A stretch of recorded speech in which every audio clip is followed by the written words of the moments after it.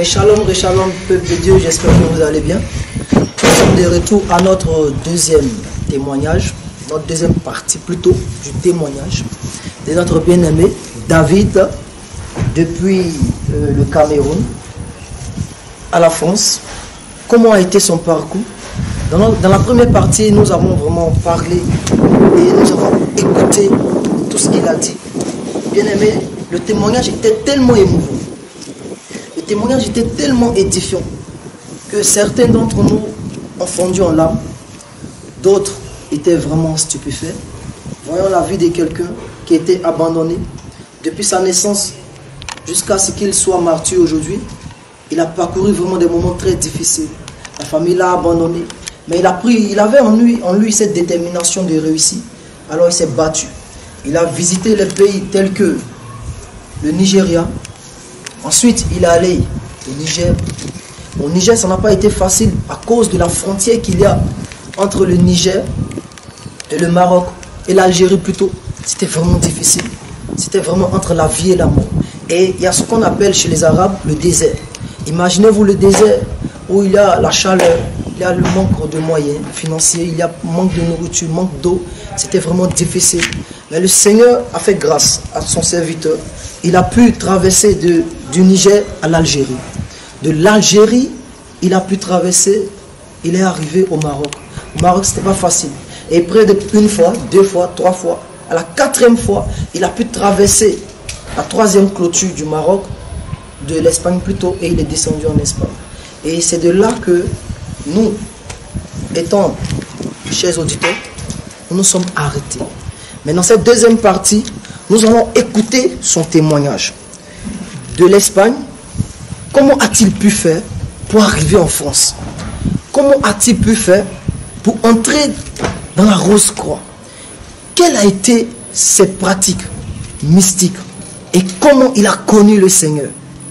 Tel est l'objectif de la deuxième partie.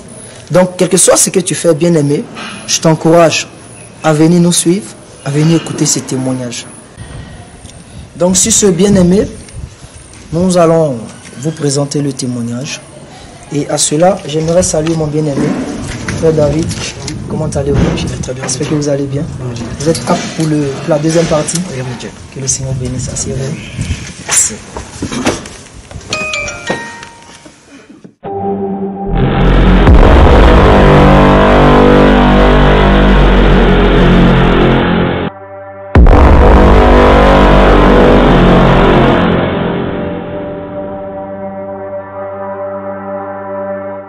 Pourquoi ton père ne veut pas me donner mon argent? Il dit, ah, quel argent que mon père vous doit? Il me dit, non, mon père lui doit 80 000. 80 000 en budget alors que mon père m'a menti qu'il avait avancé 20 000. Et qu'il avait donné 60 000. Il restait 20 000 pour prendre le permis. Alors que chez le papa, là, il a donné que 20 000. Et comme ça a duré, le père là a dit qu'on doit lui donner encore combien? 60 000 pour que ça fasse 80 000 pour que ça fasse 100 000. Ah! J'ai supplié le père là. Il dit, mais papa, comment vous voyez là? Bon, l'argent du permis, 80 000 là, il a tout payé à mon oncle. Il me dit, enfin, j'ai dit oui. Il me dit, ok, je vais voir avec ton oncle. Il n'est même pas attendu. Il me dit, non, ne t'inquiète pas, je vais appeler ton oncle pour parler avec lui. Il n'est pas attendu. Le jour là, il n'a pas fait sa voiture. Il a fermé le capot, je suis parti à la maison. Ni chez un. Il dit, papa, j'ai quelque chose à te dire. Il me dit, c'est quoi? Il dit, mon permis est disponible. Il y a besoin de l'argent, je suis là pour aller le prendre. Il me dit, je deviens mentalement fou. Quel permis est sorti? Il me dit qu'il connaît son ami qui a fait le permis. Il dit, je viens de le raconter là tout de suite. Pas ta devant, tu vas l'appeler. Il va te dire que mon permis est disponible. Il m'a montré mon permis. J'ai vu mon permis. Il a sorti plein de permis dans sa bouche. Il a compté 1, 2, 3. Il a appelé à 2 femmes au ministère. Ma photo est dessus. Donc il faut que tu me donnes le permis là aujourd'hui.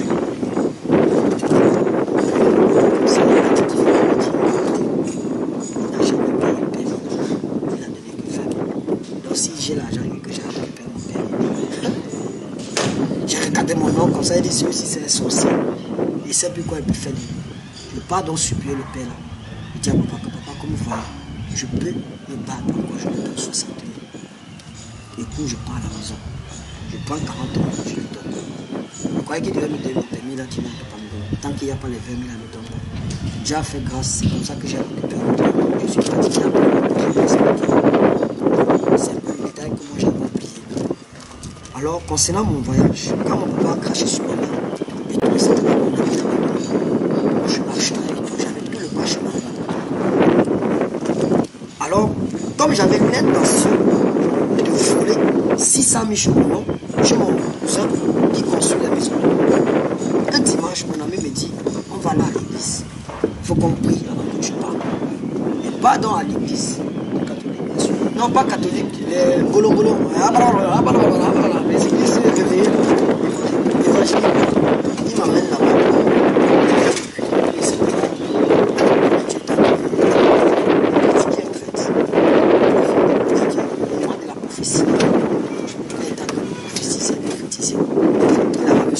C'est comme si quelque chose m'avait demandé de me lever. Je me lève, il dit glory be to God. Gloire à Jésus-Christ, il a un message pour moi. Il me dit, l'argent que tu vas aller voler chez ton oncle, si tu touches cet argent, tu ne vas jamais arriver à ta destination. Tu as une étoile, mais que cette étoile brille en toi, soit sincère avec les gens. Parce que tu as le mensonge, donc tu as le désir, donc le vol est en toi, et tu planifies aller voler l'argent de quelqu'un. Tant que tu ne vas pas arriver, fais avec les moyens de pour ce que tu as travaillé avec tes propres mains. Il m'a dit ça. Il m'a touché. C'est pas moi qui lui a dit ça. Il a allé voler l'argent. Comment il va dire des trucs comme ça? C'est toi qui lui a dit ça. Il me dit, c'est pas moi. Il a vu. Il dit, laisse ce que tu dis. On connaît tout ça. Parfois, ça se passe à l'église. Je te dis qu'aujourd'hui, tu peux dire, c'est pour ça que tu m'as amené à l'église. Dieu me dit, il y a un machin, c'est parce que c'est toi qui lui as dit pour élever ses grades. Il dit non, il ne peut pas me comprendre avec ça. Dieu insiste. Il me donne les détails. Comme mon ami ne connaît pas la maison de mon nom, c'est où je confie mon ici. Il dit à mon ami que ça ne sert à rien. Je retourne sur Douala. Mon père savait que je suis retourné sur Douala. J'étais que chez mon ami à Kouma. Un matin, lundi, il monte sur la main. C'est là où ça commence mon voyage. Je rentre dans la moto. J'arrive à Ekondo Titi. Qui est l'une des villes du Cameroun. C'est la frontière entre le Nigeria et le Cameroun. C'est l'eau qui nous sépare. Okay. Et pour arriver au Nigeria, il faut que tu passes par cette eau là. J'arrive donc là-bas, je change l'argent et tout. Mon ami me laisse là-bas, il me souhaite au revoir, on s'embrasse et tout. Il dit, il me dit franchement que tu es ta compagne. Il a vraiment vu ton cœur. Il faut que le Seigneur connaisse ton cœur. Vas-y, fonce, mais crains rien, ça va t'aider. Ce qui m'a sauvé, j'avais une petite carte scolaire que j'avais gardée et je marchais toujours avec ça. C'est comme ça que j'entre dans la barre. Comme nous avons le pays, je pense que c'était peut-être 30 ans pour traverser la frontière. Avant qu'on me prenne même, le pilote ne voulait pas que j'entre. Il était petit. Je donnais mon âge aux gens, on ne connaît pas. On me disait, ça c'est pas ton âge. J'ai dit à l'homme là que non, comme tu me vois là, mon père m'a abandonné. Il est au Nigeria. Il faut que je parle le voir. Voilà, bientôt la rentrée scolaire va commencer. J'ai pas l'argent pour aller à l'école. Il faut que j'aille le voir. Ça, c'est un mensonge. C'est un mensonge. C'était déjà, ça habitait déjà. Un expert dans les mensonges. Oui, voilà. Je lui ai dit que non. Il faut que je parle, je vais voir mon père. Mon père là-bas, il m'a abandonné. Il faut que je parle le voir. Il me donne l'argent pour me faire du scolaire. La rentrée s'approche déjà. Il m'a abandonné. Il faut qu'il reconnaisse au moins son enfant. Monsieur me dit, mais tu connais. J'ai dit non, je vais arriver au Niger, je vais le chercher. Il dit que si tu veux partir, je ne peux pas t'empêcher. Tant que tu paies mon argent, il n'y a pas de problème. Il est mort. Homme de Dieu. Seigneur Jésus. En plein milieu océan là, la moto s'arrête. Tu vois les trucs en route dans l'eau là. Oui. Ça s'arrête. En forme de jet kiss. Voilà. Hey, j'ai dit, oh Seigneur. Donc je rentre dans la ville là. Bon, je suis à côté, je ne peux rien faire. Si elle meurt, je saurais que moi, je vais me vanter de moi que j'ai été un homme. Au moins, si je voulais me battre pour devenir quelqu'un. Si la mort me prend là, il n'y a pas de souci. Je vois le monsieur là, il dit que la mort me prend. Vous voyez un peu quand on passe par la piscine, on fait les retournées pour tomber dans l'eau. Quand la monte sur les gars, il fait le retourné. En plein milieu de la mer, il part en bas de nous. C'est-à-dire qu'il vous abandonne. Nous tous, en plein milieu de l'eau. On était peut-être, je crois, 14 personnes. Les femmes qui faisaient dans le commerce, qui partaient acheter au Nigeria pour venir vendre au Cameroun. Et lui qui est le capitaine qui est censé conduire, Conduit. il dit là, le moteur en panne. Et en panne. Il faut qu'il part réparer. Il fait une tournée par Il derrière. tourne, il plonge dans l'eau avec les Plonge dans clés l'eau. de la mécanique à main. Jésus. Il plonge dans l'eau, il part dans l'eau. On ne sait pas comment il a fait. Et quoi, peut-être 10 minutes plus tard, il ressort. Il démarre, tchoum tchoum. Une dame a pris le courage. Elle dit, madame, monsieur, vous avez fait comment? Il a dit à la dame, la spirituality, you know, if you understand, que c'est spirituel, tu ne peux pas comprendre. Non, il a dit en anglais que no even fight for understand what it go on. Que ne cherche même pas à comprendre ce qui se passe ici là. Tu ne peux pas comprendre. Il faut juste rester à ta position. Moi, je vais vous amener là où vous partez. Et c'est pareil pour des personnes qui font traverser des personnes, comme vous le voyez, par exemple des grandes distances méditerranéennes, par exemple d'un pays à un autre. Pour tous ceux-là qui sont capitaines, c'est des personnes qui sont en accord avec des esprits. C'est pareil pour les chasseurs, ils sont en accord avec des esprits. Parce qu'il y a des sirènes dans l'eau. Tu ne peux pas traverser avec une quantité de personnes, tandis qu'ils sont assoiffés de sang. Il faut que tu sois en accord avec eux. Vous voyez comment le monde spirituel travaille. Et elle dit à la femme que tu ne peux pas comprendre ce qui se passe ici. Il y a une spiritualité qui est là.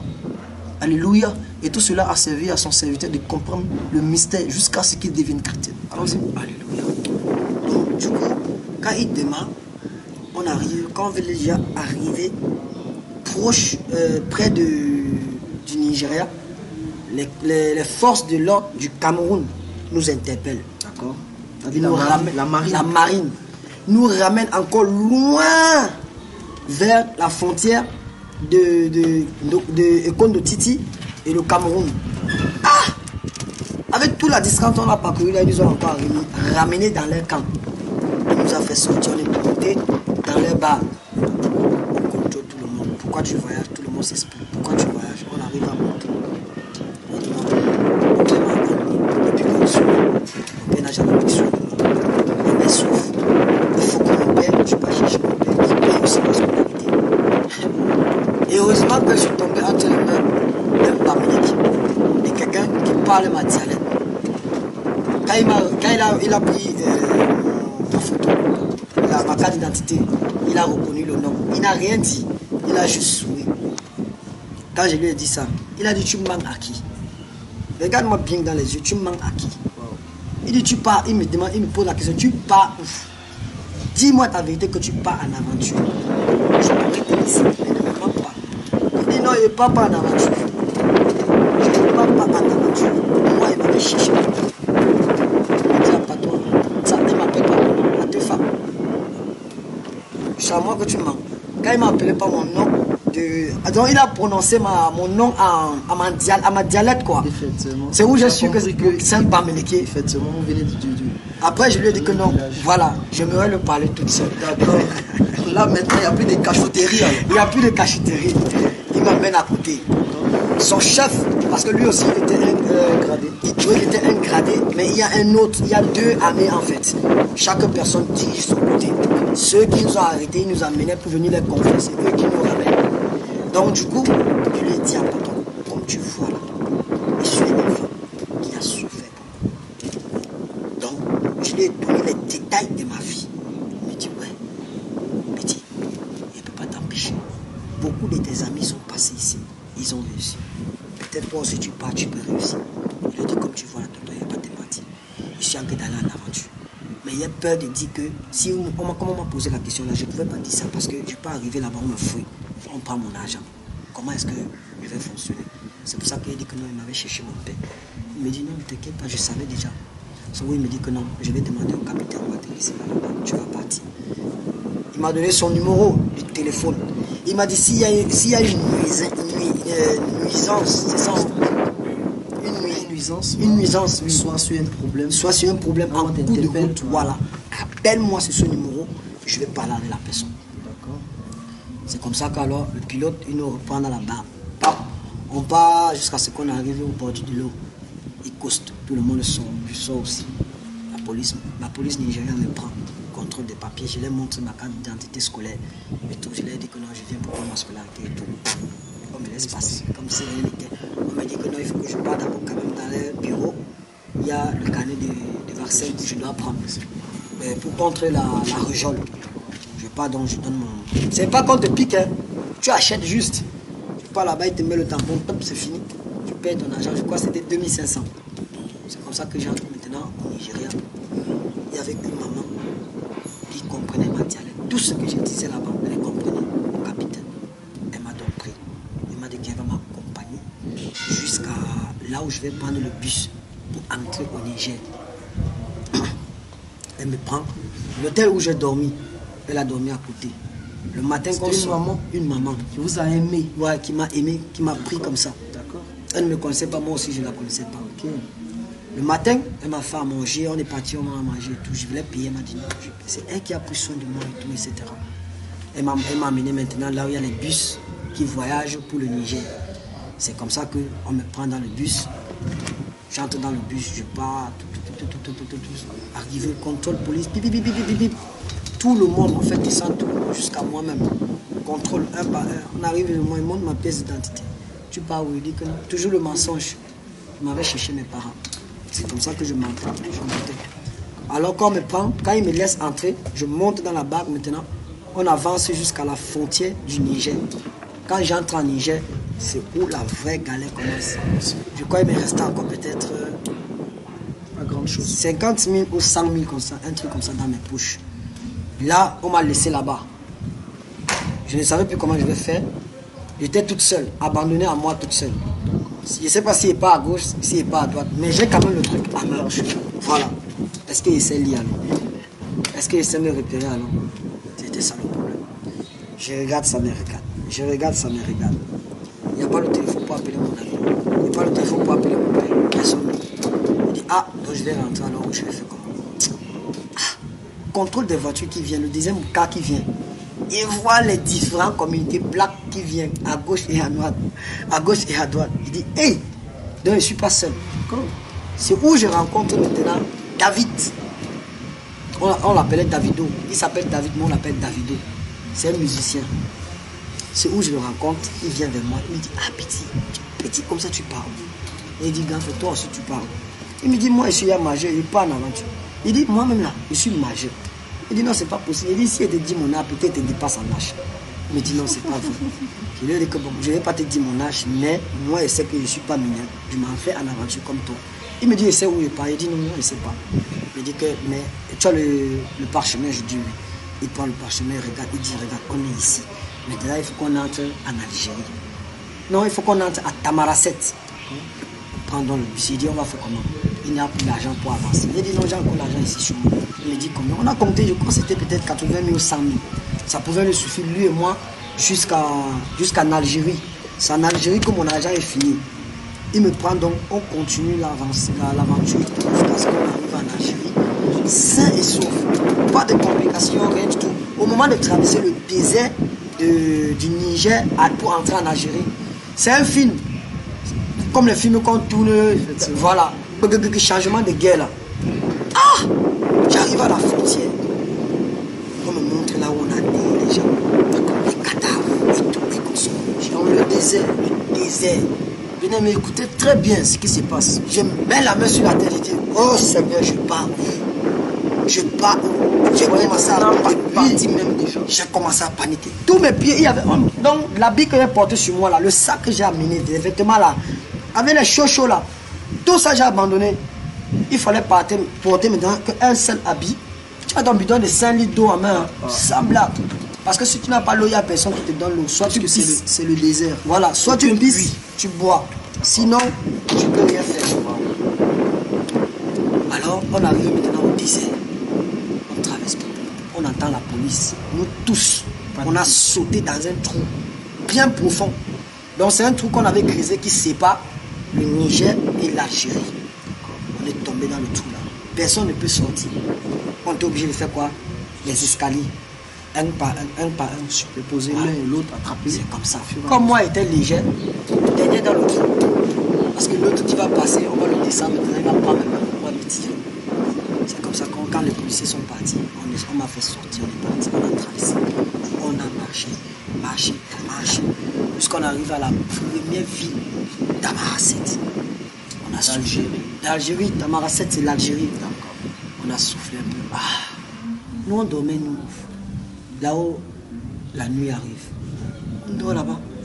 On n'a pas où aller. On dort là-bas. C'est comme ça qu'on arrive à la première ville qui est Tamarasset, qui est l'Algérie. Maintenant, pour monter maintenant à Oran, qui est la capitale de l'Algérie. C'est comme ça qu'on n'avait plus l'argent pour continuer. J'essaie d'appeler. On s'est battu comme on pouvait. Je ne sais pas comment on a fait. On nous a aidé l'argent, on a acheté le crédit, on a appelé le Cameroun. J'ai appelé mon ami Georges. Je lui ai dit, gars, je suis calé. La première ville, c'est l'Algérie. Il me dit, mais gars, France, j'ai dit, mais l'argent est fini. Il me dit, comment ça? Il dit, non, j'ai aidé quelqu'un. Il me dit, bon, la route là-bas, c'est que c'est personnel. C'est personnel. Donc, plutôt l'argent que paye, de toute façon, je l'ai payé. C'est où donc? J'entre encore en contact avec mes deux cousins.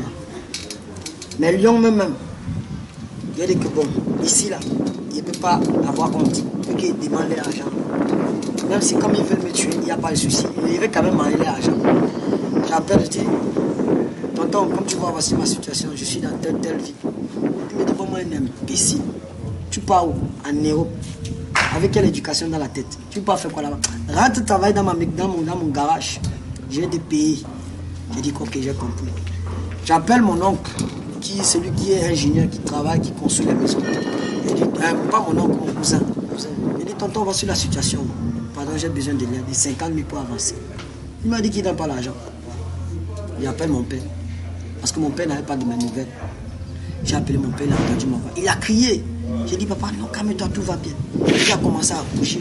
Oh, tu n'as pas dit au Nigeria, tu n'appelles pas. Il dit, papa, là, je suis pas au Nigeria. Là, au Nigeria, j'ai travaillé, j'ai gagné un peu d'argent. On m'a dit qu'en Algérie, il y a beaucoup d'argent en mécanique. On n'a mis la main sur la tête. Il dit, oh, l'enfant, si c'est moi qui t'a mis au monde. Est-ce que c'est moi qui t'a mis au monde? Wow. C'est moi qui t'a mis au monde. Il me parlait en patois. Il dit, papa, c'est pas le moment. Là où je suis là, la police m'a arrêté. On demande de l'argent pour pouvoir me libérer et me faire une petite carte que je vais suivre. C'est toujours un mensonge que mon père me donne l'argent. Mon père me dit, il faut combien? Il dit que non, s'il y a même 100 000, tu me donnes. Comme ça, je fais mes papiers, j'ai encore un peu d'argent pour manger. Mon père me dit qu'il ne peut pas me donner ce genre d'argent. Il n'a pas. Il peut se battre, prêter l'argent pour me donner 50 000 francs. Comme la première fois. Comme la première fois. Voilà donc comment mon père prête encore l'argent. D'accord. Il m'envoie. Il n'envoie pas ça à moi, au compte de quelqu'un qui a des papiers là-bas. On me sort cet argent. Je paye toujours pour moi et David. Donc quand je vous ai dit que au début, je ne sais pas si vous avez expliqué, avant même de commencer, je vous avais expliqué qu'à un moment donné, c'est lui qui était mon sauveur. Donc du coup, j'ai payé son transport, lui et moi. On est monté jusqu'à Oran, la capitale de l'Algérie. On s'est battu là-bas. On travaillait, on portait les sacs sur la tête. Parce qu'il faut se battre. Ah oui, il fallait l'argent. La majorité, c'est la maçonnerie. La maçonnerie. Tu peux rien faire là-bas en dehors de la maçonnerie. Ou soit tu deviens, comment dirais-je, non, tu couches avec les femmes des Arabes parce que ils n'arrivent pas pour que tu payes pour que tu couches avec les femmes. Puisqu'ils n'ont pas cette puissance. Voilà. Soit tu fais ça, soit tu portes le ciment, ou tu construis les maisons en fait. Donc moi, comme pour moi le désir de l'amour et tout, etc. était déjà à moi, j'ai dit à mon ami que David, moi je sais faire l'amour, il faut que moi aussi j'entre dans le jeu. David m'a dit, petit, si tu tapes ça là, je vais te frapper ici très mal. Il dit, mais quand tu veux que je fasse comment? On n'a pas l'argent. Il dit, va, on va travailler, on va se battre. C'est comme ça qu'on s'est battu. On s'est battu jusqu'à ce qu'on a eu l'argent. Mais entre-temps, qu'est-ce que j'ai commis là-bas au désert? La masturbation. Puisqu'il y avait toujours l'impudicité en toi. À moi? Et les désirs sexuels, tout se brûlait en toi. Homme de Dieu, une journée ne pouvait pas passer sans qu'il ne fait pas ça 3 fois, 4 fois. Non, ça ne pouvait pas passer. Dès que le désir là rentre dans ma tête, oui, il dit à mon ami seulement que j'arrive. Il part comme s'il m'avait pissé. Ah! Il était esclave de la masturbation. La masturbation. Je vais me masturber, ça ne vient pas. Je fais. Et quand ça sort, tu vois, il fait ça. Je commence à... Il dit, c'est comme ça que je me pose. J'ai fait ça pendant longtemps, parce que j'ai fait au moins 1 mois là-bas en Algérie. Entre-temps, j'ai à permis, j'ai rencontré une maman qui m'a hébergé. Il m'a pris comme son fils. Il m'a tout donné. Elle est même partie jusqu'à la police me fait une déclaration. Ma pièce d'identité, je l'avais en main. Je pouvais en Algérie. Je pouvais même maintenant travailler la mécanique dans le pays. Parce que je lui ai dit que je suis mécanicien. Il m'a présenté chez les gens et tout, etc. Mais comme les Arabes sont ce qu'ils sont, en eux, ils peuvent te tuer pour rien. Pour rien. Si tu ne couches pas avec leurs femmes, si tu n'exécutes pas ce qu'ils te disent, ils sont capables de te ôter la vie. Alors, un samedi, quand il rentrait, je marchais au long de la route. Voici donc, je marchais juste, notre maison était à côté. Je devais tourner pour aller vers la maison. Je vois seulement les cailloux, comme les lapides avec Blackman, dont ils nous appelaient les noirs. Blackman, il me visait les cailloux. Ça m'a cogné ici, là, j'ai fui. Avant que je prenne le virage pour entrer dedans, ça a frappé sur le miroir, ça a cassé la porte. Hey! J'ai dit, qu'est-ce que je vais faire, Seigneur Jésus? Qu'est-ce que je vais faire? Avant que je ne rencontre la maman, en fait, j'étais chez un homme qui m'a hébergé d'abord, en premier lieu. C'est chez lui que son miroir s'est cassé. C'est lui qui m'a maintenant dit que non, il y a un de tes mamans qui est bamiliqué. C'est où donc elle vient me chercher chez lui. Elle m'amène chez elle.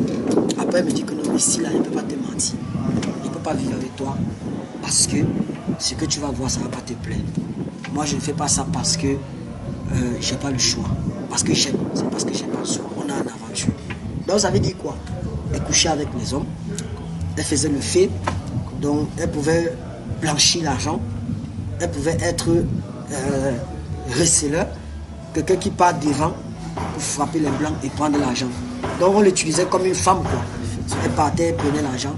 Donc, du coup, elle m'a dit la vérité, qu'elle ne peut pas me conseiller de faire ça. Parce que ça va m'amener plutôt en prison. Et effectivement, plusieurs de nos frères, qu'on n'entend pas parler d'eux, soit on les a tués, soit ils sont en prison en Algérie. Donc alors, j'ai dit à la maman un matin que maman, comme tu me vois là, je ne suis pas venu pour rester ici. J'ai un projet, c'est d'arriver en Europe.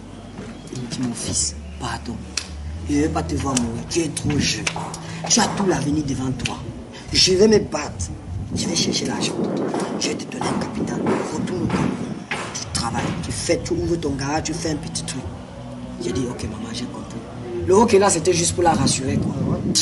Sinon, l'envie d'aller en Europe, c'était à un niveau pas possible. Donc du coup, je ne sais pas qu'est-ce qui lui a poussé le jour là. Elle est venue me donner, j'ai quoi, 5000 télés. 5000 télés, c'est beaucoup d'argent, ça. Quand elle m'a donné ça, je suis venu voir le tonton que j'ai d'abord habité chez lui.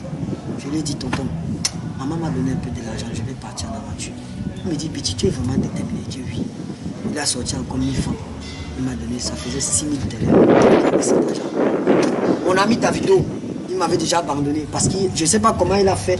Il a eu l'argent, il m'a abandonné, il est parti. Il ne m'a pas dit. Il a continué son aventure, il est parti rester au Maroc.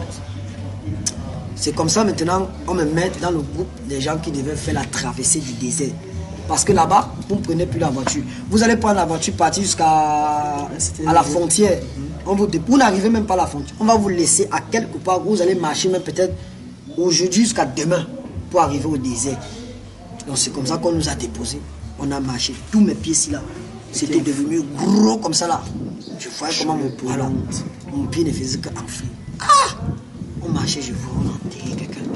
Là on a enterré. Là on a enterré. Ici on a enterré. Je voyais comment en moi. Donc j'étais déjà devenu épuisé. J'ai vu une femme qui était tellement malade jusqu'à ce qu'elle a dit que non, elle ne peut plus continuer, qu'on la laisse ici. Les gens ont dit, non, on ne peut pas te laisser. Elle a dit non, ne souffre plus, laissez-moi. Je vais mourir dans le même désert. Dans le désert, j'ai vu comment on a déposé cette femme. On lui a couvert avec le pagne. Oh Seigneur, Regardez l'être humain que Dieu a pris du temps pour créer. La créature de Dieu. Quand à cause de la difficulté, elle souffre, mais elle ne sait même pas quoi faire. Parce que elle est entre l'enclume et le marteau.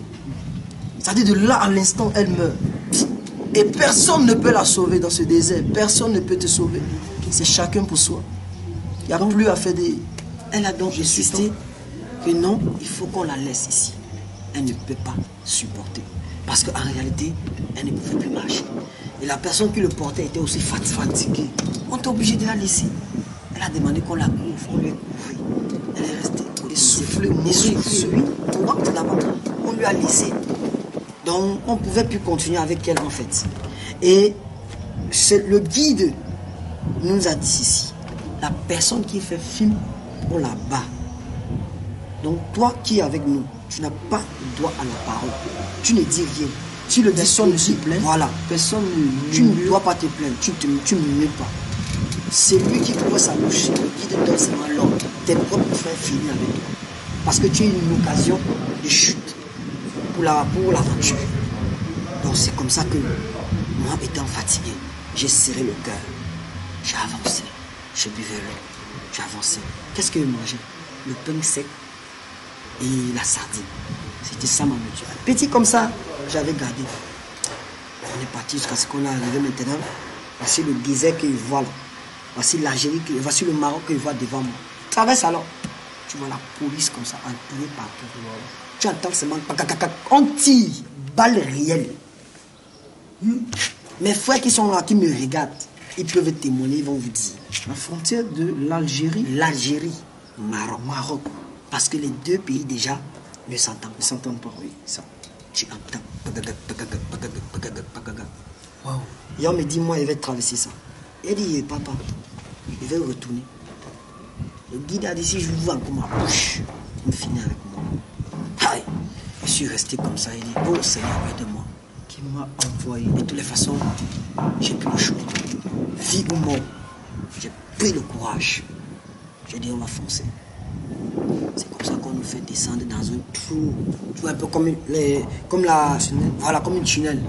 On nous fait entrer au monde et tout, etc. C'était comme ça, au moins 3 passages. On a traversé tous les 3 passages. Quand on traverse tous les 3 passages maintenant, voici la police algérienne, voici la police marocaine, qu'ils ont campé. Mais nous, on est venu maintenant, comme il y a une rigole bien profond, hein, tu ne peux pas nous voir, tu ne peux pas voir les gens si tu ne t'approches pas de ça. Mais comme ils savent que s'ils s'approchent, on va tirer sur eux. Si eux ils s'approchent, les Marocains vont tirer sur eux. Alors, du coup, le trou, elle était vraiment profond. On est passé par là, traversé, jusqu'au moment où on voulait faire la sortie maintenant. Tu entends seulement clac, clac, clac. Police marocaine. Police marocaine. Qui nous accueille. On nous récupère tous. Ils nous amènent dans leur camp. On s'assoit là-bas. Ils demandent si nous on a mangé. On dit non. Ils nous ont servi à manger. Viens voir comment manger. Ah, on a arraché seulement les pains. Arraché. Et c'est l'eau qu'on nous buvait. On mangeait en même temps. Le monsieur nous a dit ceci. Il ne faut pas nous laisser.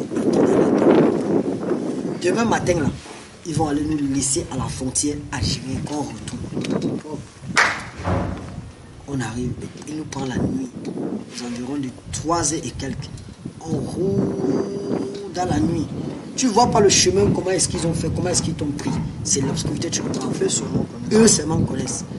Voilà le matin, ils partent, ils nous ont entre la frontière de l'Algérie et le Maroc en réalité qui est justement comme ça. Je vois le Maroc, je vois l'Algérie, je vois les soldats marocains et les soldats algériens. Et tu peux rien faire. Tu es assis là-bas, tu les regardes, ils te regardent. Maintenant, ils nous ont abandonnés, ils nous ont laissés au milieu. Ils sont repartis. Nous, on veut repartir. Crac-crac. Nous, on veut repartir là-bas. Crac-crac. C'est-à-dire, vous êtes au milieu. Au milieu, quoi. À peine vous voulez retourner en Algérie, impossible. Impossible. Retourner au Maroc, impossible. Et vous êtes au milieu. On est au milieu. On est obligé de faire. On a campé là-bas. Wow. Toute la nuit. Wow. Rester là-bas jusqu'à 2h30 encore. On n'a pas pris le chemin. On entendait ça.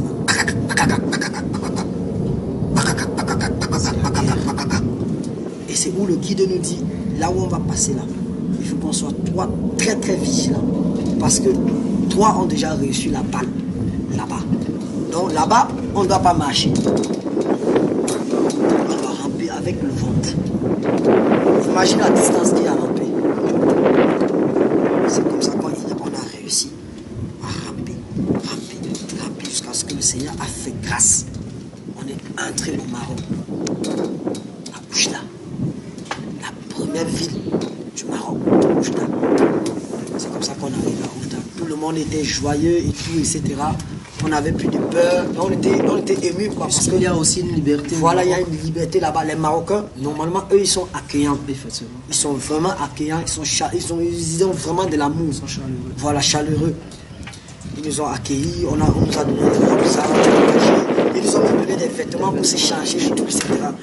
Quand ils voyaient maintenant le Maroc, il dit ah, je suis arrivé en Europe. Parce que tout le monde a la peau blanche. Un de nos amis qui était avec nous, c'est l'Europe ici. Il vient te montrer quelque chose. Il m'amène à quelque part. Tu vois la différence de la lumière de l'Europe et celle du Maroc. Il me dit non, voilà l'Espagne juste devant toi, mais pour passer maintenant sur le film. Ah! Quelques minutes plus tard, je vois mon ami sort de l'autre côté. Celui que je lui payais le transport, Davido. Il dit, hé, Davido, tu es ici là. Il me dit, ah mon petit, c'est une longue histoire. Il dit, gars, tu n'as pas besoin de m'expliquer, on est déjà en aventure. Mon ami m'avait déjà appelé que moi j'étais con, j'étais sponsorisé. Il m'a dit, non petit, pardonne-moi, il m'a demandé les excuses. Que non, ne t'inquiète pas, il a un peu l'argent, on va manger ensemble et tout. Et après, quand son argent qu'il avait, moi aussi j'avais de l'argent que mon père m'a donné, c'était sur moi. Voilà, j'ai gardé ça en fait, j'ai rien dit. D'accord. On a maillé tout pour lui, c'est fini. Parce qu'il a fait combien de mois? Il a fait presque 2 mois et demi au Maroc, dans la forêt. Parce que pour traverser, pour arriver encore en forêt, c'est un film. Hein. Il faut que prendre les trains. Tu vois les trains qui voyagent là. Il faut entrer dans le train marchandise. Donc tu entres camouflé, voilà, entre le charbon, tu es dans le fourgon du charbon. Tu es caché dans le fourgon du charbon. Malheur à toi, on te voit. Ils peuvent te retirer, te balance le train. C'est bon, sur toi, ils s'en foutent. Donc, quand nous tous, on est montés, on est arrivé, homme de Dieu, comme on dit souvent là, Dieu est merveilleux. Il veut continuer toujours à bénir le Seigneur tous les jours de la vie. Quand on est arrivé, au niveau du contrôle là, on a retiré tout le monde dedans. Moi, on ne m'a pas vu. Jésus, mon Dieu. Il dit, moi, on ne m'a pas vu. Si mon ami, il m'écoute, il va témoigner. Il va écrire en bas que oui, il a raison. On a enlevé tout le monde, ça fume, dans le fourgon. Je suis restée toute seule, cachée comme ça là. Je dormais comme un bébé. Alors, quand on les a tous enlevés, c'est comme ça que je descends maintenant, je fuis. Et pas maintenant rester dans un endroit. Le froid qui était là-bas. Ça m'a bouffé tous les poumons, ça m'a pris la porte. J'ai pris froid. J'avais juste un petit pull sur moi. Le matin, vers 6 h, je me suis levé. Je me suis rapproché maintenant vers la gare pour pouvoir continuer le chemin. Me renseigner un peu pour qu'on me dise où se trouvait la forêt. Quelqu'un m'a dit que la forêt se trouvait à quelque part, c'est 30 minutes ici. J'ai pris la route là. J'ai rien vu, rien du tout. J'arrive alors plutôt sur une rivière. Je rencontre un monsieur. J'ai vu en lui, il était bizarre. Ses dents étaient un chat et tout, etc. C'est un pédé. Il me demande, j'ai mangé, je dis non. Il me sort un peu de yaourt, il me donne, je dis non. Quand il a vu ses dents, il dit non, il ne peut pas. Il me dit non, il faut que je bois. Et il m'a obligé de l'accompagner à la rivière. Il a dit non, mais je vais partir à la rivière, fais quoi? Je ne veux pas ton yaourt et tout, etc. Il m'a dit ici, là, c'est le chez eux. Je ne peux pas lui dire ce qu'il veut. Il me conduit. Il me fait ça. Black, en bas là. C'est quoi? Un Marocain? Un Marocain. D'accord. Il me dit bien aimé, laissez-moi vous dire aussi que les Arabes ont ce grand défaut là. La majorité, ils sont dans la pédératie. Ils sont dans le lesbianisme, dans l'homosexualité. Et c'est de là qu'ils tirent toutes les puissances et toutes les gloires. Ouais. Allons-y. Alléluia. Donc du coup, il m'oblige maintenant à coucher avec lui. Il me dit, ah oui, il m'oblige à coucher avec lui. Je le regarde. Il me dit, toi, le noir là, tu as quelque chose, vous les noirs. Abomination. Vous avez quelque chose de lui, un homme qui te dit que tu vas coucher avec. Je vais coucher avec lui. Je lui ai dit qu'ici là, ton pays, tu tapes là, on n'est qu'à 2. C'est toi qui vas mourir. Il m'a dit, je suis sûr. Il parlait bien. Il m'a dit, je suis sûr. Il a dit ça, je ne peux pas faire. Je ne peux pas. Il m'a supplié, il m'a convaincu. Il a sorti l'argent, compté l'argent pour ça me donner. Il dit, moi, coucher avec toi. Alors qu'il sait qu'il y a les filles qui peuvent coucher, prendre plaisir. Et il laisse la femme là. Moi, il vient faire l'amour avec toi, l'homme. Ah, l'abomination. Il dit, si tu parles encore de ça, on a colère monté à moi, il a vu. Wow. Il dit, si tu parles encore, j'ai rougi. Il dit, si tu parles encore, là, ici sur place, tu vas voir. Il monte avec moi. Il me ramène là où j'étais. C'est où il me montre là. Il me dit, non, c'est pas ici. Va vers la gare, tu prends le train, tu demandes qu'on te laisse pas Oujda, à Nador. Voilà, je retourne maintenant à la gare. Je me renseigne, je jette un coup d'œil, je vois un black. Je jette encore un coup d'œil, je vois un autre black. Ils sont en train de calculer le train. Comment est-ce qu'ils vont faire pour voler le train? C'est où je pars à leur rencontre. Je dis, gars, c'est le film pour arriver à Nador. Pour que tu prends le train, il faut être très vigilant. Quand ça commence à démarrer, là, ça va partir doucement. Mais si tu, à l'instant, tu n'es pas entré, sache que tu vas mourir. Parce que si tu fais mon erreur, tu vas glisser et le train va monter sur toi. Et d'ici, si tu crois que tu es mort, tu vas voir. Voilà, tu vas voir le sac déjà. Ils sont déjà morts. Donc, il faut être vigilant. Je dis, ok, ça c'est les fraudeux. Oui. Il a dit, ok, grand frère, j'ai compris. Lui-même aussi calculait comment est-ce qu'il va faire pour entrer, pour aller à la forêt. Parce que c'est les cibles. Ce sont les gens qui viennent prendre les gens loin à la frontière pour vous amener maintenant en Nador. Nador, c'est là où il y a la barrière entre l'Espagne et le Maroc. Et c'est là où il y a le grand grillage. Le grand grillage. Alors, mais il y a un autre endroit, on appelle ça Saïda. Saïda, c'est là où vous pouvez prendre la Méditerranée. Pour passer. Là, c'est avec les bateaux. Non, pas les bateaux, les pompées là. Oui, les gonfleurs. Les gonfleurs. Ouais. Quand vous mettez dedans presque 400, 300, vous entrez. Si vous mourrez, c'est là par les problèmes. Ça s'appelle Zodiac. Zodiac. Voilà, c'est ça, homme de Dieu. Ils ont déjà pris votre argent. Donc, ils s'en foutent. Si vous mourrez, c'est pas leur problème. Tant que vous avez à payer l'argent, il n'y a pas de souci. Donc, alors, c'est comme ça que le monsieur là m'a dit, prends courage, n'aie pas peur.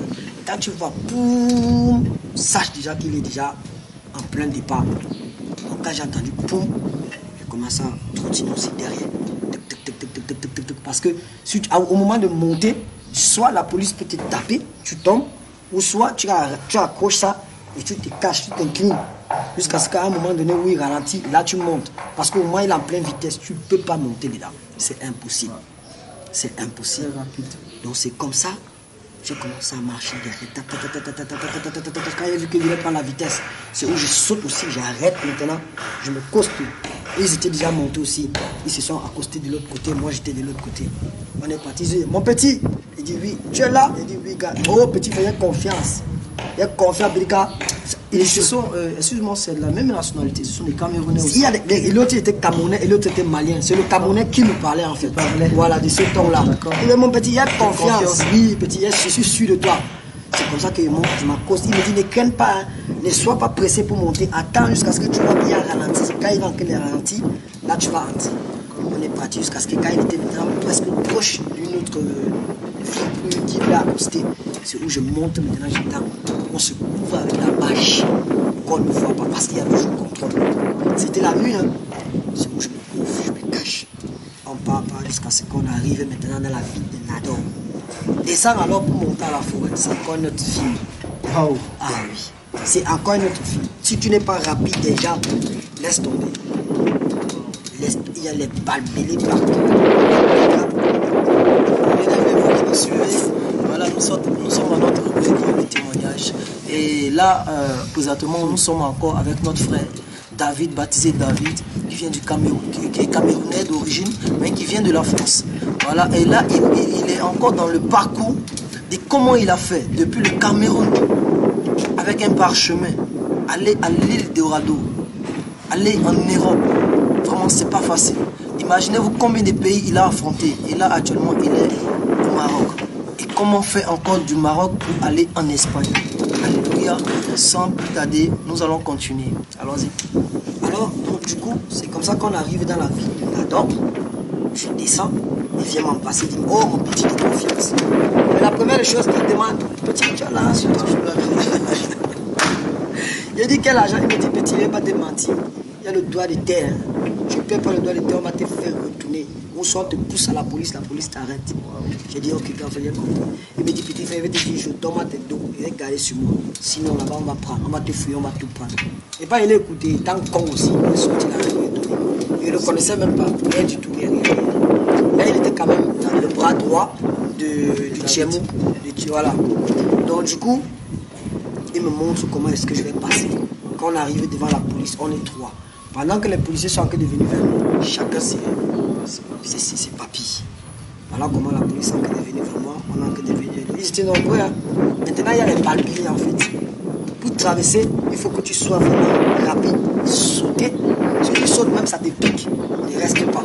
Force à naviguer pour que tu sortes de l'eau, tu traverses pour sortir de l'autre côté. C'est comme ça que le policier venait vers moi. J'ai couru aussi de mon côté, je l'ai esquivé. Quand je l'esquive, Dieu a fait grâce. Au lieu de passer vers les piquants, j'ai continué plutôt. Je suis sorti de l'autre côté. C'est comme ça que le Seigneur m'a fait grâce. Je suis rentré. Et les deux autres, on les a tués. Imagine maintenant, il va faire comment là avec mon argent. Moi, le con qu'il a fait. Il a pris mon argent. Il criait, mon petit ne t'inquiète pas, dis au diamant. Il m'a donné son nom, je ne savais plus comment il s'appelait. Non, pas Fatiga. Il m'avait donné un autre nom. Il m'a dit qu'il dit au diamant que son argent est là pour moi, qu'on va l'appeler. C'est comme ça que je monte en forêt, je monte, parce que quand j'arrive à un certain niveau, je ne voyais pas où la forêt, puisque j'avais pris le mauvais chemin. J'ai parcouru toute la montagne, je voyais la fatigue. C'est quand je rencontre maintenant un Malien. Je me dis, mais tu pars où? Il me dit, mais pourquoi il part en forêt? Il me dit, c'est pour il me dit, non, c'est pas ici. C'est où il prend dans ma main, maintenant il m'amène en forêt. J'arrive en forêt, je vois, chez les Camerounais, il y a, comment dirais-je, je ne sais pas comment mettre le thème, la zone anglophone et la zone francophone. Comme moi je suis bilingue, je parle tous les deux, français et anglais. Alors, quand je vois la zone anglophone, j'étais déjà sûr de moi à 100% qu'il y a les gens que je vais connaître. C'est comme ça que le Tchémo, on m'amène d'abord chez le Tchémo, qui est le leader des Camerounais. Il me présente et tout, voilà, c'est le petit qui vient d'arriver et tout, etc. Je lui ai dit que ils m'ont dit, on doit l'aider et tout, ils m'ont dit j'ai l'argent, j'ai dit non. J'avais l'argent, mais j'ai donné à quelqu'un. Il m'a pris cet argent parce qu'il a dit qu'il n'est pas arrivé en forêt, on prend. Il m'a demandé le nom, j'ai donné le nom. Il a appelé, le gars a testé que non, l'argent est avec lui. Mais tu sais combien il a dit, je crois, je ne sais plus si c'était 30 000 que j'avais sur moi, mais il a dit que non, moi il lui a donné 10 000. C'est ce qu'il a dit au Tchémo, que moi il lui a donné 10 000. Ah, quand il vient maintenant, le Tchémo me dit que c'est lui qui dit oui. Il sort l'argent là, il doit les terres, il paye. Il fait un mot comme ça. Il ne fait que me couper l'œil, que j'attends. Donc, moi j'avais maintenant compris que peut-être il voulait protéger que mon argent en fait.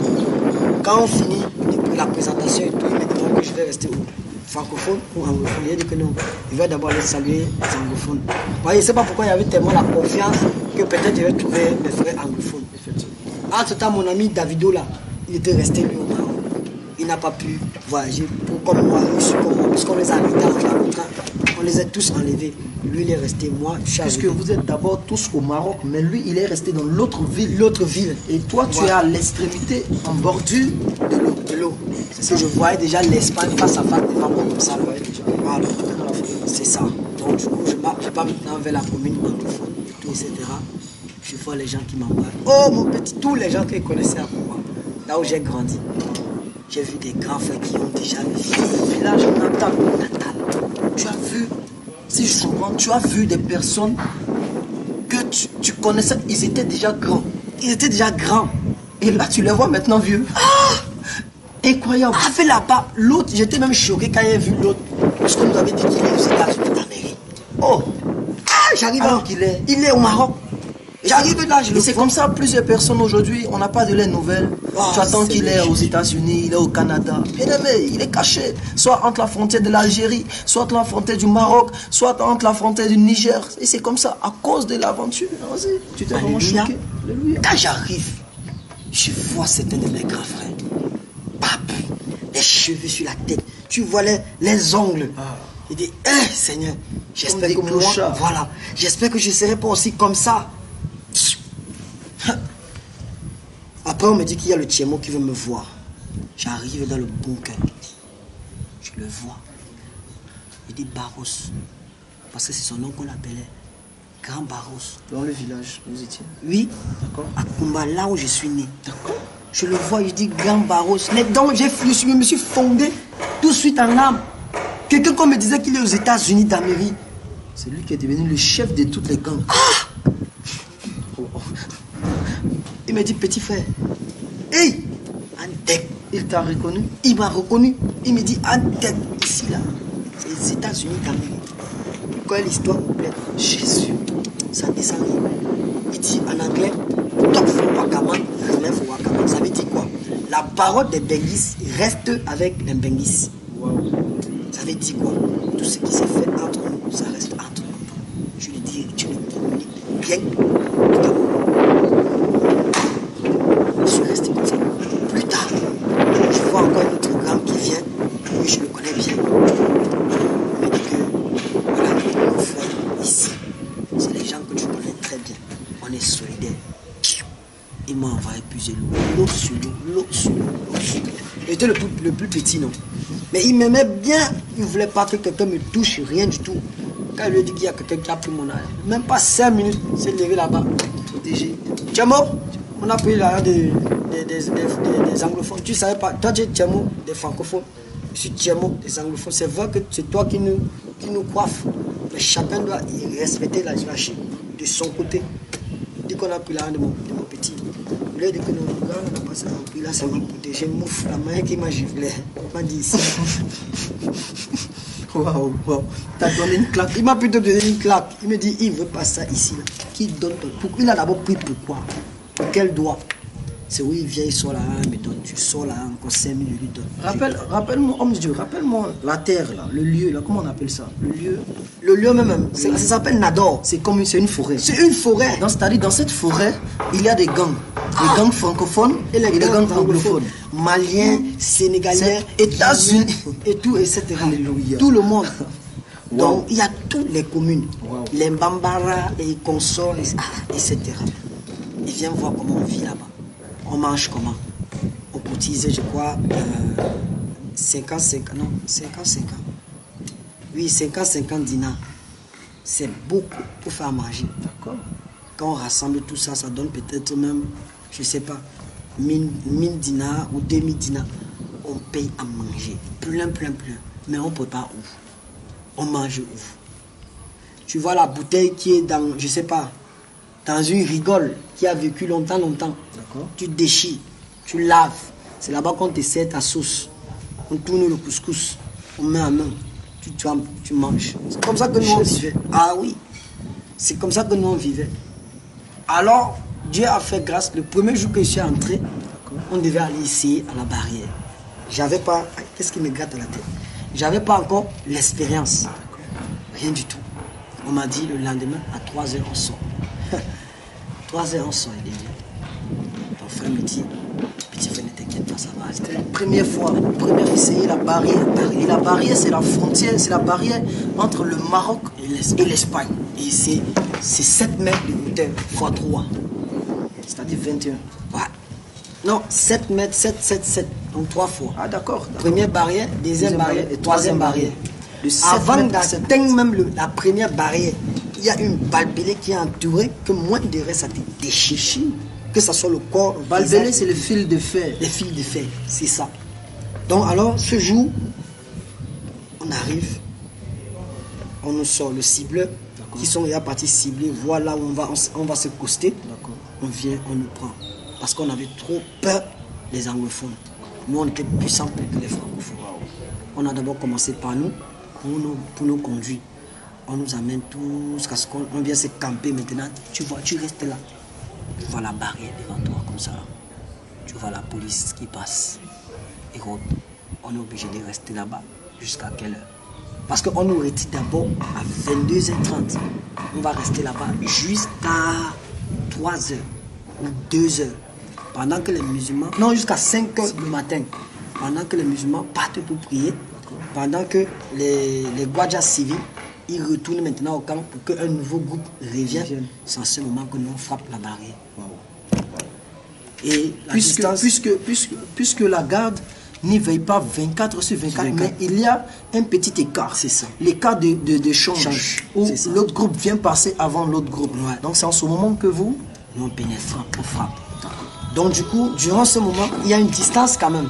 Okay. Tu peux être, nous sommes ici, la barrière elle est là. De l'autre côté. Mais il faut courir. D'accord. Si tu n'arrives pas à courir, avant que tu n'arrives là-bas, toute la police a déjà envahi. Okay. La police marocaine. Okay. Parce que pour que la police espagnole te suive, il faut que tu aies déjà accès à la barrière. À la troisième barrière. Ou même à la première barrière. Si tu n'arrives pas à monter. Et il sort hors de la deuxième, troisième et deuxième barrière, il vient te prendre, il te met dehors. Alors il faut avoir la vitesse. C'était ma toute première fois. Je ne savais pas comment ça se passe. Mon frère il était là à côté de moi. Je le vois partir à vitesse. Il arrive là-bas, il a un crochet. Tout le monde a un crochet à main. Les cibleurs qui sont devant, ce sont eux. Si on est, je ne sais pas, on est papier comme ça, tous ceux qui sont devant ont les crochets. Les crochets là, c'est justement pourquoi on lance, on attrape le bambelé, on tire, ça tombe. Donc ça donne une ouverture qu'on peut grimper. Mais pour grimper, tu vas toujours sauter, ça va toujours te piquer. Parce qu'il faut passer. Soit, quand on tire, ça donne un écart que tu peux passer en bas, mais ça va te perdre le temps. Le mieux, c'est de sauter, frapper la barrière, ou soit tu sautes en montant dessus, ça te pique, tu costes sur la barrière. Donc du coup, comme lui il était déjà expérimenté, ça faisait presque 5 ans qu'il était au Maroc, que je suis venu le trouver là-bas. Parce que nous, on avait déjà les nouvelles qu'il est aux États-Unis. Alors je me vois courir, le gars il tape la table, il tire. Je vois comment il se baisse, il arrête la barrière. Je vois mon grand frère partir devant moi comme ça. Moi aussi, je suis en train de courir. Pendant qu'il court, il voit la police m'arrête. Parce que moi, je ne connaissais rien. La police marocaine, je ne connaissais rien en fait. Quand il m'a arrêté, au lieu qu'il me tape comme les autres, il m'a plutôt chuchoté. Il me dit, toi, Babino, pourquoi ici? Babino, non. De la compassion. Voilà. Il me dit, non, je suis encore un pipi, je viens faire quoi ici et tout. Il dit, c'est dans mon cœur que regarde-moi celui-ci. Si on lui dit mon âge, il dit, oh Seigneur Jésus-Christ. Tandis que le policier marocain le trouve, parce que Bambino, ça veut dire toi un enfant. Voilà, un enfant, qu'est-ce que tu fais à l'aventure? Et lui, il dit dans son cœur que, me regarde-moi ceci. Toi, tu penses que je suis un enfant? Je suis même plus vieux que toi. Je vais réussir. Alors donc, c'est comme ça qu'on me prend. Il me baisse dans ses bras, il me protège. Son collègue vient, il lui dit non, on va le taper. Il dit non. C'est comme si c'était lui le capitaine. Il dit non, c'est un bambino. Il m'a pris, hein. Il m'a amené dans la voiture. Là où il y a les bus, les cars qui devaient venir nous porter, nous ramener. Il m'a même donné à manger. Je me suis assis là. J'ai vu comment on tapait mes frères. On les blessait, on cassait les pieds. Les autres, même on les portait, ils étaient devenus manchons. Wow, ça. Tu vois le sang couler. Ça s'est versé même sur moi. Je dis, Seigneur Jésus-Christ, qui m'a envoyé en aventure? Gâté, c'est gâté. J'ai pas le choix. Maintenant, quand on nous prend là, on nous rejette encore là où je suis venu. Effectivement. En ville, au Maroc. Ça s'appelle quoi la ville là? Marrakech? Non, pas Marrakech. Il y a une autre ville.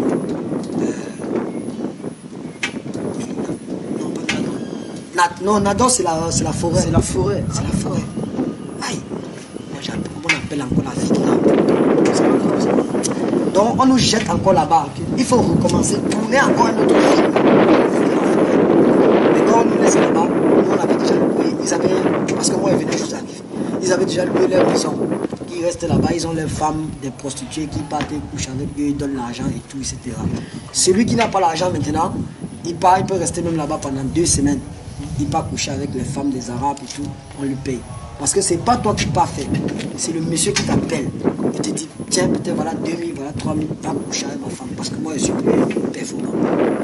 Si tu fais, on te donne ton argent. Ou soit tu pars en cours de route. Il y a ce mot que nous on utilise toujours. Salam alaikum Mohamed. Qui s'habille à Mohamed, je suis à Kassalaka. Ça veut dire quoi? Donc moi je n'ai pas à manger, je suis pauvre, aide-moi. Donc c'est ce que ça signifie en fait. Donc moi j'avais toujours tendance à aller en route, demander quand j'ai pas l'argent, je pars en route. C'est ce qu'on m'a appris. Quand je faisais ça, j'avais toujours la grâce qu'on me donnait de l'argent. Les gens avaient pitié de moi par rapport à ma corpulence et tout. On me donnait toujours l'argent, on me soutenait. Parfois on vient me donner les fauteuils, la nourriture, je ramène à la maison. Tout le monde monde était étonné. Mais le petit, tu fais que comment? Tu fais que comment? Donc, je suis devenu le bébé de tout le monde en fait, dans la maison. Tout ce qu'on faisait, on venait toujours me voir. Et ce qui a fait encore ma force. Quand Dieu a permis, je suis retourné en forêt, je les ai dit que maintenant, c'est qu'on doit faire, organiser une cellule de prière. Comme mon frère est parti, c'est moi qui ai pris le relais, mais je n'étais pas Timo. Son nom, celui de qui avait fait 5 ans, il est entré. Il est rentré en Espagne. Il a réussi à entrer en Espagne. Donc j'ai pris sa place, mais pas en tant que chef, en tant que celui qui va diriger la prière. Si vous, les musulmans contre les chrétiens, ils ne peuvent pas prier ensemble. C'est à mon arrivée maintenant qu'on a commencé à prier tous ensemble. Même si on... Malgré tout ce qui se passait, tu avais quand même la crainte de Dieu. Il y avait la crainte de Dieu. Et ça, c'est l'un des signes des enfants de Dieu. Quelle que soit la situation là où tu es, tu sens en toi que le mal est le mal, et que le bien est le bien. Tu as cette puissance et tu as l'amour du Christ en toi. Donc du coup, quand je suis arrivé là-bas, normalement, eux, ils ne priaient pas ensemble. Les musulmans contre les chrétiens ne peuvent pas prier ensemble.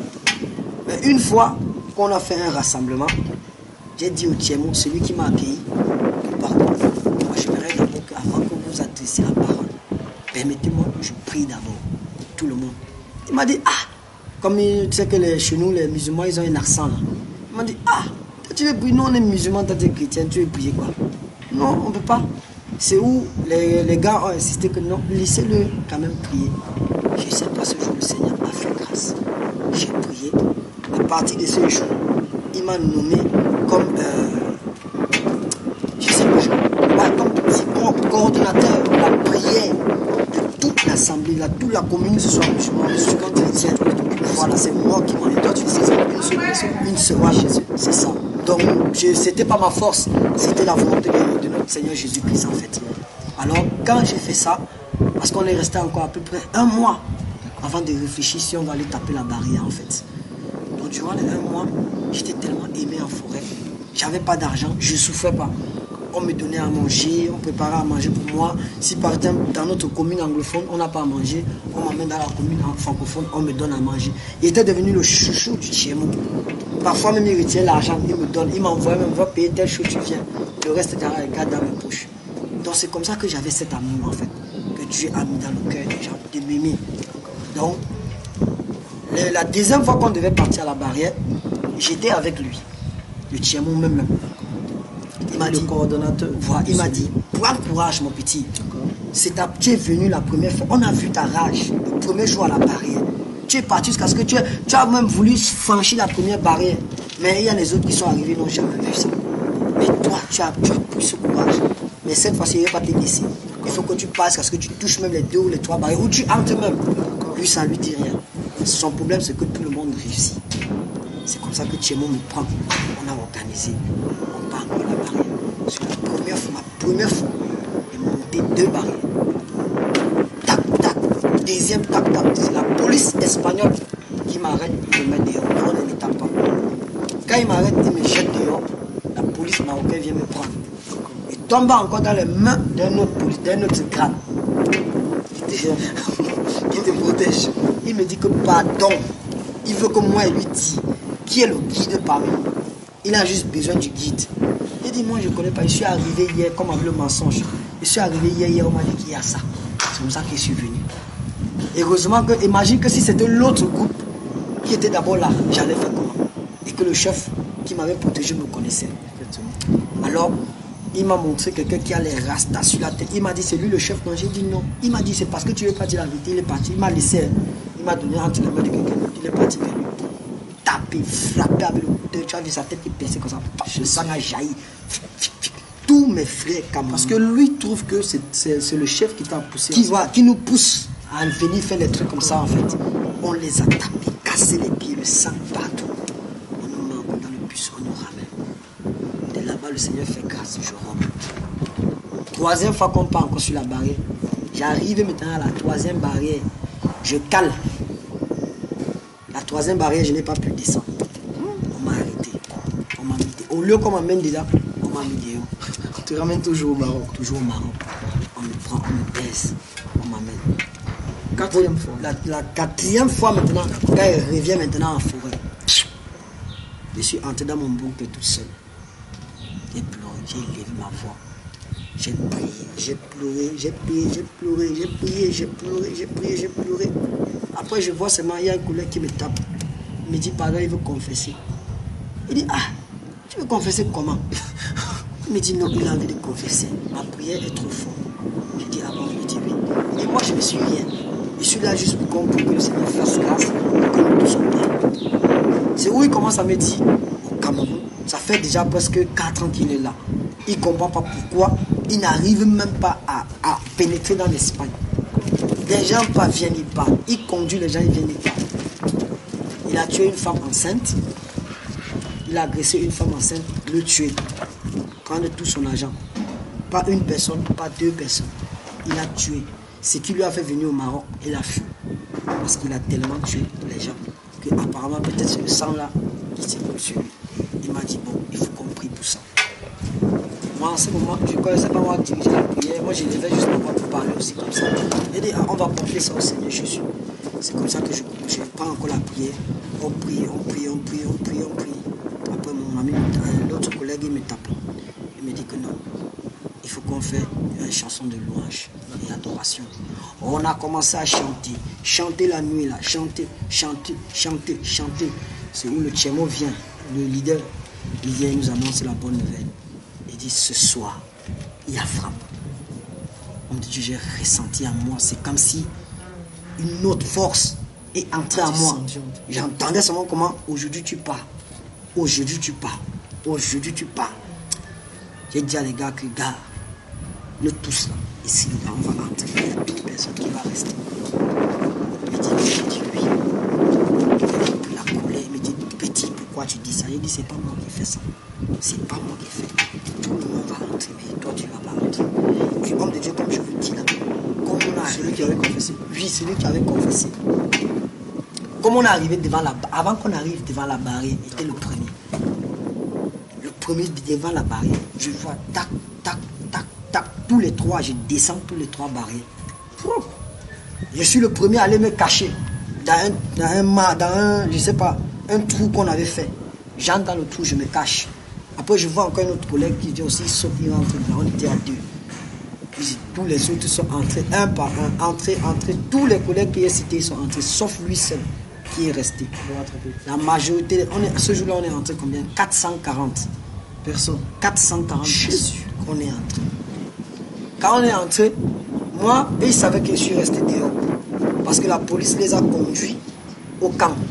Mais moi, j'étais encore caché dans le trou. J'avais peur en fait. Je ne connaissais pas parce que j'avais les pieds qui saignaient. Parce que le truc m'a déchiré partout.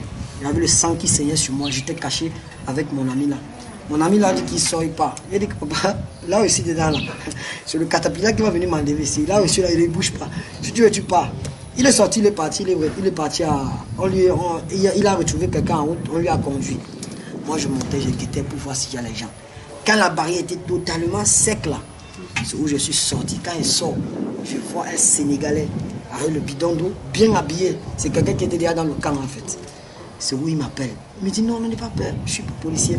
Il me dit tu as besoin aujourd'hui. Il dit oui.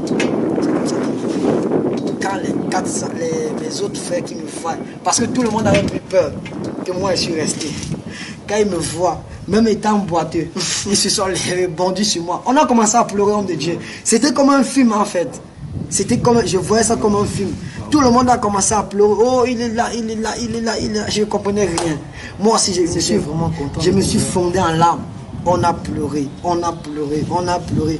Mon ami que lui et moi, on a fait l'école primaire ensemble. On s'est embrassé, Martin. Je ne vais jamais l'oublier. Et il a commencé à pleurer. Il dit, bro, je savais que tu es Kaleka. Mais si tu es dedans, non, Dieu est vivant. Dieu est vivant, bro. J'ai dit, oui, mon frère, Dieu est vivant. C'est comme ça qu'on est venu, on m'a porté. On m'a amené à l'hôpital, on a pris soin de moi, on m'a soigné, on m'a bandé tout le corps et tout, etc. On m'a donné à manger. C'est où on m'a mis le plastique à main. On m'a donné les nouveaux vêtements. 2 jours plus tard, on est venu me prendre. On me dit que moi, je suis un bambino. Je vais aller au camp mineur. Il a dit, ça va pas, non? Moi, bambino, je ne vais pas au camp mineur. Fais quoi au camp mineur? Morphologie et oui. Il me dit que non, il y a un âge. Voilà. Que je suis mineur, il dit que non. Moi, parce qu'on m'avait déjà prévenu. Si j'accepte mineur, je reste au camp pour aller à l'école. Et elle dit que moi, là, je ne suis pas mineur. Ils ont discuté avec moi. Ils m'ont pris par force. Ils sont partis me passer dans l'appareil. L'appareil, elle dit que je suis entre 14 ans et 15 ans. Il a dit que votre machine, c'est là. Ça a menti. C'est depuis ce jour-là qu'il a dit que tous les appareils des blancs, là, c'est pas vrai. Il a dit, moi, mon âge qu'il connaît là, l'appareil dit que moi, j'ai 14 ans et 15 ans. Non, non, c'est faux. Il a dit que moi, il n'y a pas l'âge. Il me dit, il a dit que j'ai 19 ans. Ils ont dit, jamais. Il ne peut pas avoir 19. Il veut que rester ici. Il a dit, non, jamais. Ah, le policier là lui a dit que s'il dit que c'est son âge, pourquoi on va le forcer? Ça fait moins de dépenses. Il a dit, maman, vous avez raison. Parce que moi, il parlait français et il parlait qu'espagnol. Il a dit, maman, toi, tu as raison. Il faut qu'on me laisse moi et pas. Parce que quand on te prend majeur, tu es libre maintenant de partir dans n'importe quelle ville que tu veux. Donc, alors, moi, j'ai fait là-bas au camp. Les autres, tous ceux dont je suis venu de les trouver encore, ils étaient encore là. Moi, on m'a fait grâce. Au bout de 2 semaines, on m'a retiré le collier, les bandes sur la main. On m'a demandé de partir. On m'a pris dans le bateau. On m'a amené à Almeria, la ville d'Almeria qui est l'Espagne. À Almeria maintenant, Dieu fait grâce. J'appelle ma famille puis elle dit que papa, comme tu vois, finalement je suis à Nero. Mon père a dit c'est pas vrai. J'ai dit regarde le numéro qui t'appelle. Il dit non, tu peux jamais être à Nero. Pour faire quoi à Nero? Tu n'as pas été à l'école. Tu pars à Nero, fais quoi? Tu as quel diplôme? Tu pars à Nero, fais quoi? Il dit papa, moi ici à Nero. Il ne croyait pas. Et de quoi j'appelle mon oncle, celui qui me maltraitait. Il dit papa, comme tu vois, le Seigneur a fait grâce, je suis en Espagne. Il dit oui, je reconnais ce numéro, mais il y a trop de fraudes. Oui, dis-moi, tu veux combien? Il dit non papa, il ne veut pas l'argent, il t'annonce la bonne nouvelle, je suis en Nero. Quand il était au Maroc là, il a demandé là, en Algérie, il a demandé là, on n'avait pas donné.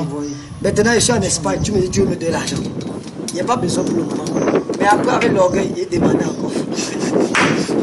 Oh Seigneur Jésus-Christ. Amen. Vraiment, c'est vraiment émouvant. Voilà, ça fait à peine quelques temps que nous sommes assis. Et en écoutant le témoignage de notre bien-aimé, tu n'as même pas envie de te lever parce que c'est vraiment émouvant. Il a vraiment souffert avant de vraiment traverser cette barrière du Maroc en Espagne. Voilà, et là maintenant, nous allons partir dans une autre phase. Et vous allez comprendre maintenant, là c'est la deuxième partie. Vous allez comprendre maintenant comment il est rentré dans le football, puisqu'il jouait auparavant, depuis le Cameroun, comment il a eu du marché, comment il est allé de l'Espagne en France, voilà, et comment a été son parcours. Bien aimé, là où tu es, vraiment, je t'invite à vraiment te scotcher et de suivre ce témoignage. Que le Seigneur te bénisse. Shalom, shalom, shalom. Nous sommes à la deuxième partie. Shalom.